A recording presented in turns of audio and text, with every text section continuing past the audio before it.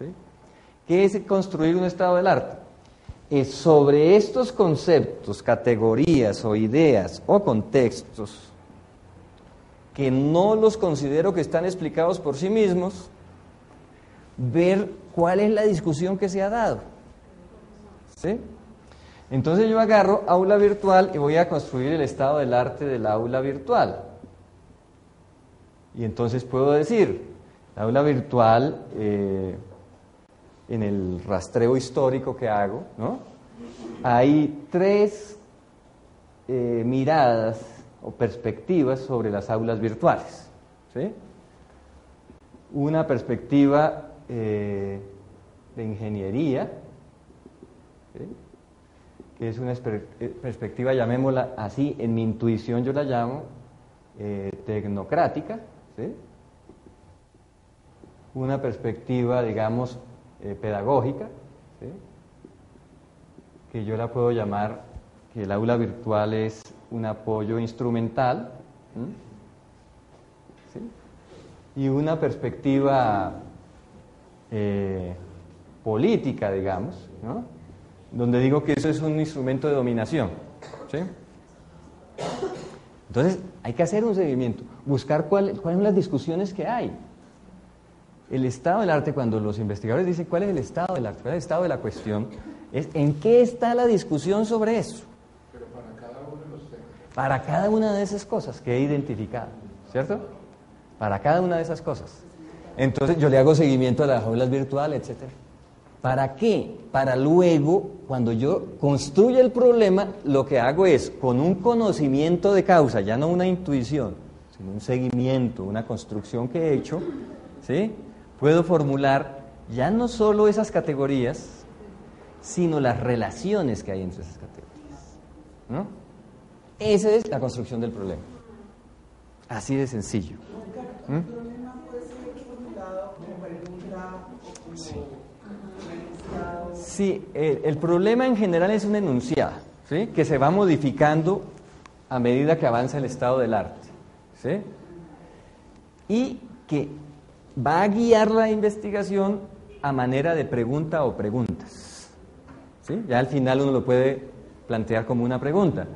¿Están los estudiantes de Uniminuto en condiciones de acceder a las aulas virtuales? Esa era una pregunta, ¿no? ¿Habrá que crear una nueva tecnología para que se adapte a las condiciones de los estudiantes de Uniminuto? La tecnología en la que está constituida las aulas virtuales excluye a grupos de población de estudiantes, entre ellos los de Uniminuto, o a un sector de Uniminuto, etcétera. Ya lo vuelve uno unas preguntas. ¿Bien? Pero entonces estas dos cosas están muy relacionadas, el problema y el estado del arte. Yo diría que al inicio lo que vamos a tener es una intuición, que yo organizo dentro de esa intuición cuáles son los elementos claves, les hago un seguimiento, veo cuál es el estado de la discusión sobre eso, y sobre eso reformulo mi enunciado y las preguntas que me van a dar un problema. ¿Sí? Quisiera que me aclarara un poco lo que es la intuición, porque intuir, ¿sí? Es esa lógica que no aplica el razonamiento. Es una percepción.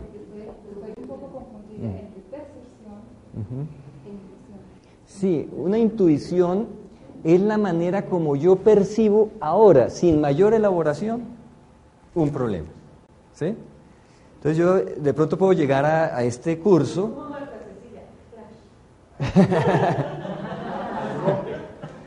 Sí, yo por ejemplo puedo llegar aquí a este curso y percibir que los estudiantes están cansados. Y la intuición que tengo es que lo mejor es hacer un curso rápido. ¿Sí? Es una intuición, pero quizás si yo indago con ustedes, ¿sí?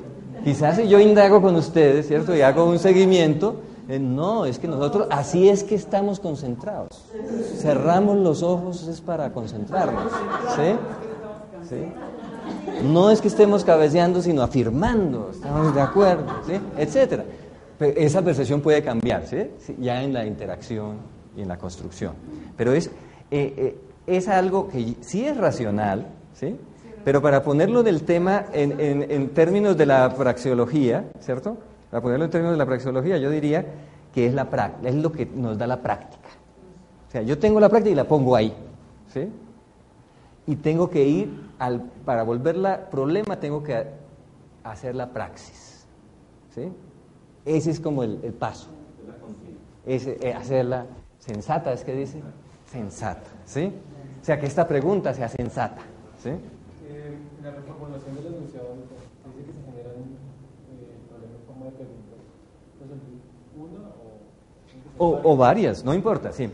Lo recomendable es que el problema esté enunciado, esté escrito como un enunciado, ¿sí? Afirmativo, así si se quiere.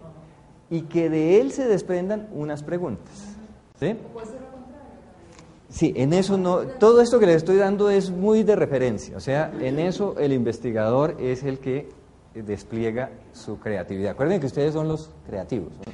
Si son investigadores van a hacer un acto creativo, ¿sí? Entonces, lo que les estoy dando es unas referencias de metodología en la construcción que les pueden ser útiles, ¿sí?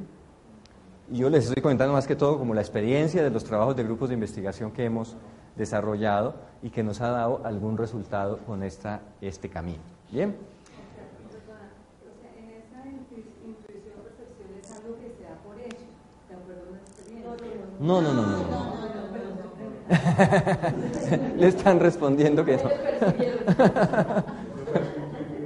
Sí, no es que se dé por hecho, ¿no? No, es como algo que me da el olfato, ¿sí?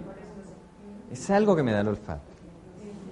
Entendí yo desde las teorías cognitivas que tiene que ver como con mapeos diferentes a los de la lógica visual, siendo también un proceso racional que implica otras heurísticas, otras maneras de solucionar problemas. Eso, lo que estamos es... Tiene un componente afectivo muy fuerte, por eso tiene mucho de percepción. Es eso. Como que dice Brutus, siento que me van a robar. Eso. Puede ser que sí, puede ser que no, puede ser que le ayude a uno a solucionar problemas. Sí, es eso. Pero que nos permite exactamente lo que está diciendo la compañera. Es como una brújula, ¿cierto? Nos dice, es un olfato, yo creo que puedo irme por acá para resolver este problema, ¿no? Pero que como ya lo vamos a volver una praxis y vamos a ponerle a eso una lógica y una observación, ¿sí? Y vamos a ver qué discusiones se han dado, porque nosotros no estamos en el Big Bang, ¿no?